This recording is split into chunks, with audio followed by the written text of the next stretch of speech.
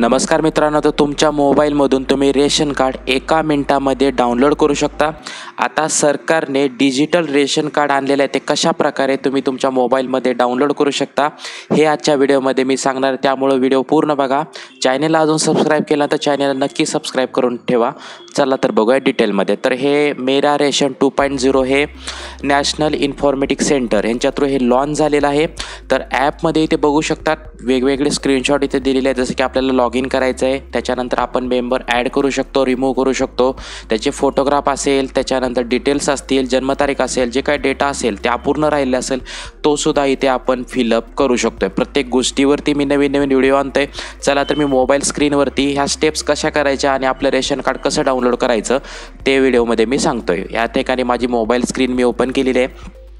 सगळ्यात पहिलं आपल्याला प्ले स्टोअर ओपन करायचं आहे आणि प्ले स्टोअर ओपन केल्यानंतर आपल्याला इथे सर्च करायचं आहे मेरा रेशन 2.0। ओके, तर मेरा रेशन 2.0 हे इथे ओपन करायचं आहे आणि इथे बघू शकतात की 25,000 कमीत कमी या ठिकाणी रिव्ह्यू आहेत। इथे आपल्याला हे ॲप डाउनलोड करायचं आहे। 26 ते 27 MB ह्या दरम्यान हे ॲप आहे, हे आपल्याला डाउनलोड करायचं आहे। मी इथं डाउनलोड करून ठेवले, तर सगळ्यांनी हे ॲप डाउनलोड करून त्यानंतर ओपन बटनवरती इथं क्लिक करायचं आहे। ओके, तर ओपन बटनवरती क्लिक केल्यानंतर हा त्यांचा लोगो आलेला आहे। याच्यावरती आपल्याला बेनिफिशरी यूजर आणि डिपार्टमेंट यूजर असे दोन ऑप्शन दिसणार आहेत। तर बेनिफिशरी यूजरवरती आपल्याला आधार कार्ड नंबर इथे टाकून घ्यायचा आहे। तर मी इथे आधार कार्ड नंबर आपला टाकतोय। आधार कार्ड नंबर टाकल्यानंतर त्या आधार कार्डला जो मोबाईल नंबर लिंक आहे त्या मोबाईल नंबरवरती OTP पाठवला जातो 6 डिजिटचा। हा OTP इथं मी टाकलेला आहे। त्याच्यानंतर व्हेरीफाय बटनवरती इथं आपल्याला क्लिक करायचं आहे। ओके, तर हा OTP व्हेरीफाय झालेला आहे। त्याच्यानंतर हे ॲप तुम्हाला प्रत्येक वेळेस ओपन करावं लागतं जेव्हा तुमचं काही काम असेल त्यावेळेस। एक इथं पिन सेट करावा लागतो।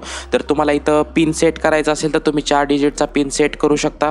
तर इथे बघू शकतात की आपण यू पिन इथं सेट करू शकतो। ओके, त्याच्यानंतर आपल्याला सक्सेसफुल लॉग इन झाल्यानंतर इथे लोकेशनचा ॲक्सेस मागत आहे, तर इथे आपल्याला लोकेशनचा ॲक्सेससुद्धा द्यायचा आहे। ओके, त्याच्यानंतर इथे बघू शकतात की आपलं रेशन कार्ड इथे ओपन झालेलं आहे। तर इथे जर मी इथं फ्लिप केलं तर ही बॅक साईड असणार आहे रेशन कार्डची आणि फ्रंट साईड असणार आहे। इथे आपल्याला डाउनलोडचं सिम्बॉल असणाऱ्या कोपऱ्यामध्ये आयकॉन दिसतं, त्यामध्ये आपल्याला इथं क्लिक करायचं आहे। तर हे सक्सेसफुली रेशन कार्ड तुमच्या मोबाईलमध्ये इथे डाउनलोड करून मिळणार आहे।